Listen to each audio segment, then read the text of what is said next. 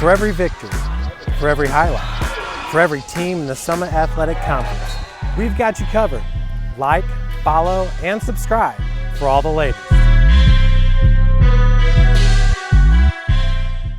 Welcome in, everybody, to the opening night of SAC football. Indiana High School football is back in action after a much anticipated kind of off season of whether or not we'd even have it, but the day is here and we have some very exciting matchups, and they start with Northside at Snyder. My name is Jeff Mahoney with SummitCitySports, and joining us on the Zoom is Casey O'Boyle from Northeast Indiana Game Night. Casey, how are you? I'm doing well, Jeff. How are you? Doing fine, thanks. What an intriguing matchup we have right here. Just 2 years ago, Deuce Taylor was splitting times with John Barnes Jr. over at Snyder. Now he's the head signal caller over at Northside, and he certainly has a band of brothers there on the offensive side that he can throw to. What intrigues you about this first matchup, Northside at Snyder? Well, a lot. First and foremost, as you mentioned, Deuce Taylor. I mean, that's clearly the storyline. I mean, this is like you said, a young man 2 years ago that was getting significant snaps as a sophomore for a really good Snyder team. Has since moved on to play for Northside now. Had a decent year last year that was cut short, no pun intended, with the finger injury, and he got a little bit of a late start to the 2019 campaign. Now he's the man. He's a senior quarterback. He's got some Division I offers under his belt and a lot of talent around with him. A lot of these kids have been playing 2 and 3 games a week. There's a good shot of our center spread this week, Jeff, and there's a picture of Deuce at the top there. And I thought in that scrimmage against Bishop Luers, he did a lot of really good things, whether he was throwing on the run, stepping up in the pocket. Throws a really, really nice ball. It really does spin it well, and he's got a lot of weapons at his disposal. He's a nice-looking quarterback, that's for sure. And that has been the question over on the other team, the Snyder Panthers, where they're replacing senior John Barnes Jr., who's now playing at Rose-Hulman. And there was a quarterback battle between the sophomore Luke Hopper and Darren Swanson. It looks like Swanson will be getting the start in this game. But what intrigues you with that matchup? Yeah, definitely. Coach Kurt Tittman this week did confirm to me that Darren Swanson, the junior, will be the starter. But he also said more than likely both guys will play. So I expect to see both Swanson and Hoppert taking snaps tonight for Snyder, maybe in a dual role. And a lot of high school coaches like to do that, especially when it's somewhat unsettled. But Swanson will be the starter. The biggest question mark for Snyder is that offense. I mean, I think there's, a lot of new names and faces there and some unknowns because John Barnes was the guy that basically for the last couple of years and did a fine job leading that Snyder offense. Now, there's some question marks on that side of the ball. As we talk about in game night this week, Snyder's gatekeepers at the front four of that defensive line, Reese Thomas and Markel Keel at defensive end, and Cameron Miles and Kenneth Ware are the defensive tackles there in the middle. That's a storyline to keep an eye on. I think, in my opinion, that's the best front four in the area. And the transfer from Illinois, Ison Robinson, his father is Jabbar Robinson, of course, of Snyder fame, went on to play at IU. He was not cleared by the IHSAA from his transfer attempt this year, even though he's been practicing all summer with the Panthers. So they're going to appeal that. So there still is a chance we will see Ison Robinson, a senior, one of the best players in the Midwest. So that defensive line is going to be good without him. If they get him, watch out. That's going to be a scary front. And we know the offensive line is going to be led by DJ Moore, the Division I prospect, 6'6", 330 pounds, and can move for his size. Yeah. On the defensive side of the ball, too, very, very impressive at the second level. When you look at Isaiah Maxwell and Dominic Moon, Trey Hurst at linebackers, and then Travarius Jones leading the way at cornerback. He's a big corner. Jones is at 6 foot, 175 pounds. Also, Jonathan McCullough there at free safety. So this is going to be a tough defense. Yeah, I think talking to area coaches these last couple of weeks, I think almost a consensus across the board. Most people feel, at least out of the gate, no pun intended, that Snyder's defense is the best unit in the area. One quick thing before I forget, Jeff, during our COVID lockdowns, right, I had to clean out my cave in the basement to move stuff up to this new cave. My wife says I've got way too many offices right now in our house, but that's another story. I came across this football helmet. Now it's missing its face mask, but I wanted to show folks this. This is from the Fort Wayne Freedom, which folks may not remember or may not know that we had a professional indoor arena league football team called the Fort Wayne Freedom not too long ago, coached by Matt Land at one point, former Southside coach. And guess who this helmet belonged to? And I just found this out when I saw the name on the inside of the helmet. Do you have any guesses, Jeff? Oh, yeah. Antoine Taylor, the star from Southside, and also over at the University of St. Francis, then went over and played for the Freedom. There it is. I don't know if you can see that or not. A. Taylor. I assume that's his helmet. So I thought how apropos that I've stumbled upon this week, and here we are talking about his son, Deuce Taylor. Had to share that with the folks. Well, that's outstanding. One more look at Northside. They have a bevy of wide receiver, Ryan Collins, Adrian Sewell, Ronald Collins III, and Jordan Turner. Might be the most dynamic group of receivers to go along with the senior Deuce Taylor. They also have a running back, Jay Sean Lambert. This is going to be a dynamic offense. I think so. I really like Lambert a lot. I thought he ran hard last week. Rodney Woods and Arian McCarter, a couple other names to keep in mind offensively for Northside. Here's the deal: if Snyder's able to get pressure on Deuce Taylor without blitzing, with just their front four, it could be a really tough night for Northside. Conversely, if the Legends are able to give Deuce time and he can pick apart things against that Snyder defense, they're going to be in this game all night long. And one name I have to mention, we talked about Tavarius Jones being one of the best DBs in the SAC for Northside. Arian McCarter might be one of the tops in Northeast Indiana. He will lead that defense along with LaShawn Miller, the linebacker. So Northside will have a few guys going both ways, but still some solid players. Yeah, definitely, Jeff. And one thing to keep an eye on, a new defensive coordinator at Northside, former Bishop Luers defensive coordinator Greg Causey, brings a totally new scheme. That'll be something to keep an eye on tonight. I mean, Snyder should be able to look at Luers' film in terms of formations and alignments and things like that and have a pretty good idea what to expect. That being said, it's never been ran with the athletes at Northside. So that'll be a new look thing for Legends fans this year. The next matchup we want to look at is Wayne under their new head coach, Sherwood Haydock. Haydock, no stranger to the SAC. He used to coach the Harding Hawks and had a lot of success for there. Then took Woodland, the Warriors, to the state championship where they finished runner-up just a few years ago. And they will travel to Bishop Dwenger in the second year of their home stadium, a real home stadium on their campus. And the Saints, boy, what they've done in 2 years under head coach Jason Garrett is certainly impressive. Winning the state championship in Garrett's first year in a 4 overtime game? It was absolutely unbelievable. At least 4 overtimes. It was epic. And then last year, just losing in semi-state at Valpo against a tough team. But what do you think about this game right here? Has a lot of storylines.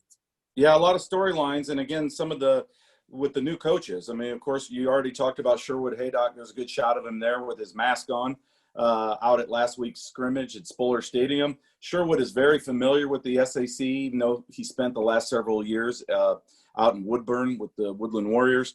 Coach Sherwood Haydock, he said to me, listen, we're going to be a little choppy to begin with this year, but we could be really dangerous by season's end because we've got speed. And certainly anytime you have speed, especially with the coach who knows how to use it like he does, they're going to be a tough matchup. We may not see it for a while. Out of the chute, I expect them to have some kinks to work out, but I think by the end of the year, this is going to be a really dangerous Wayne offense. The other side of the ball, of course, we talked about new coordinators.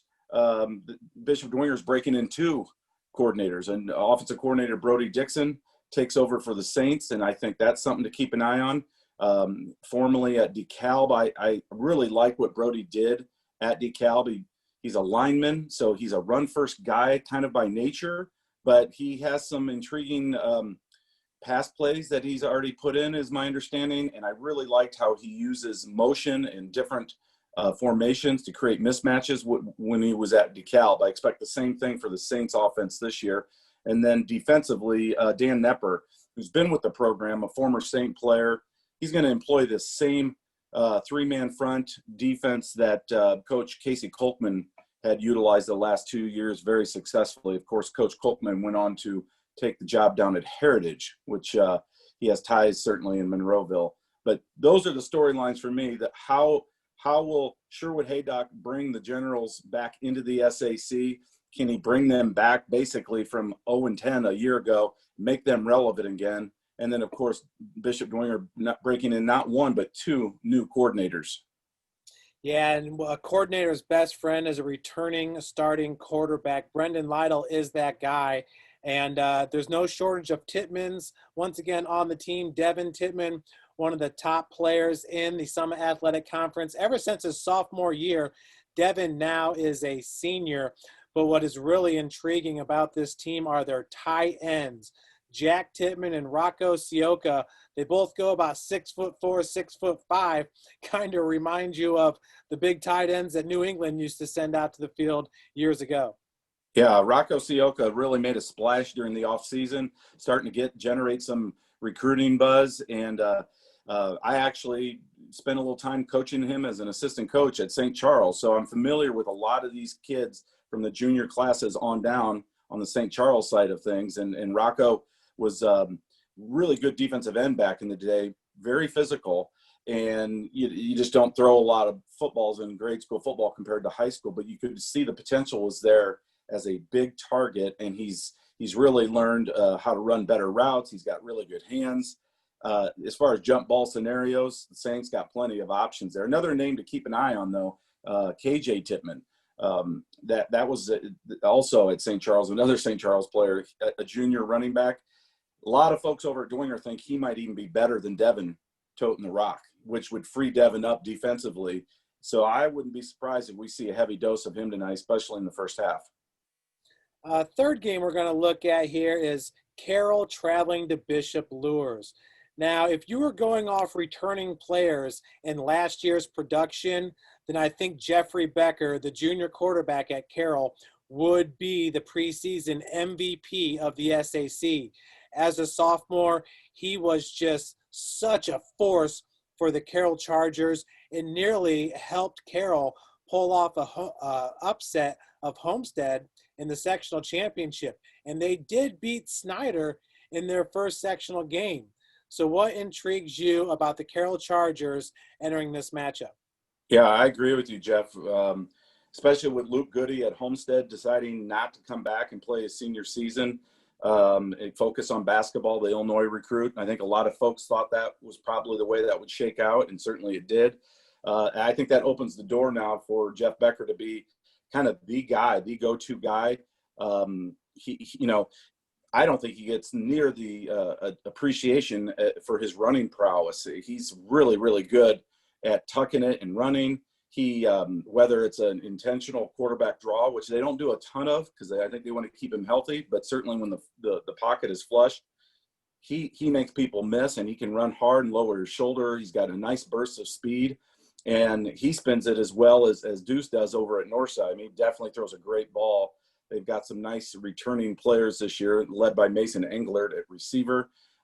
There's always a bevy of talented players at a big 6A school like Carroll that you don't know about yet, but within a week or two, there'll be some names I'm sure that we're not familiar with that will surface. But this is a solid Carroll team. I think we've got them third on our power poll, third in the SAC. There are a lot of folks in town that think this is the team to beat this year in the conference. Yeah, and I can understand that, especially with the success of Becker. You always go with the kind of proven quarterback. Liam Ottenweller is pictured on your screen. He's moving from linebacker to defensive end. How did he make the cover in week 1? Well, again, another physical player. His big brother moved on last year, a really good Carroll football player. Defensively, they're just solid. I mean, Carroll always is solid. I mean, through the years, I think when the Tranquil boys were there, certainly Drew and Justin, his back-to-back years, they a lot of folks just dismissed Carroll defensively as just, having those kind of dominant players. Since then, though, those coaches have done a great job putting good product on the field week after week, year after year. It will be no different this year. They'll be assignment sound. And, this is a really talented team. And certainly Liam Ottenweller is right there at the top of the list. And you see Cam Hedgecock, who has moved over from Bishop Lures. Now, Bishop Lures will have a returning quarterback. He didn't start every game last year, but Carson Clark can certainly play, and he's going to lead the Knights this year, and they too have some dynamic weapons. Yeah, they do. Again, a lot of young guys that we don't know quite about yet. There was a lot of sophomores last week in their scrimmage against Northside who stood out to me on film. One of them is featured there, Jaden Hill, a really sturdy-looking sophomore tight end. They've got a couple really good tight ends, some other linebackers that, wide receivers like Brody Glenn went high-pointed a ball that was a spectacular catch on a post pass from Clark. Brent X, who's joined us this year on Tailgate Talk, really, really was impressed with Carson Clark and his ability to step up in the pocket, throw with confidence. He spent a lot of time in the offseason, and this is a kid that's grown up. He was thrown into the fire last year as a sophomore. He looks bigger, stronger, more confident to me as a junior. As he goes, Lures will go. And I think this offense is going to be dramatically better. I do not anticipate a 3-8 finish this year for Bishop Lures. Well, I can tell you, I was at the Traction AP exposure camp earlier this summer. Krishawn Menson can flat out fly. He might be the fastest player in the SAC. Now, Yes. Moving over to Southside, the Archers are going to host Concordia. I really like this Concordia team. They bring back Mir Drew, the running back, along with Brandon Davis, the wide receiver. And these two guys have been doing it for a while now. They bring back experience. Yeah, they do. And a lot of numbers. And to your point, Jeff, we were joking earlier this morning with our breakfast club. A lot of football guys locally, we get together for our Friday morning breakfast. And a couple of the guys are like, gosh, those two kids have been playing there forever. They just feel like they've literally been on their roster making a dent for years. And they have. Brandon Davis, the quarterback there's a nice portrait of him. He did not make our preseason top 40 team. And I know he was disappointed in that. And I reached out to him today with a direct message on Twitter. I said, hey, young man, do not be disappointed. You're going to have a great season. We had 4 quarterbacks make it. This is a quarterback-heavy year for Northeast Indiana game night. He's a talented kid, well over 2,000 yards a year ago. 21 touchdowns, but he also had 20 interceptions. And I think he knows that as well as anybody. He's got to cut that number down for Concordia to maximize their offense. I mean, you have to be a little bit more efficient, take care of the ball a little bit better, and make people really beat you on the scoreboard, because that defense, this is the thing about this Concordia team. This is probably the best defense that Coach Tim Manigal's had. They looked really good last week against East Noble. Yeah, I know Coach Manigal is really excited about the speed of his defense this year. Well, and when you look at the returning weapons for Brandon Davis, Tyler Grossman, who had a huge sophomore year, is back for his senior campaign. Once again, he's got rapport with the gunslinger.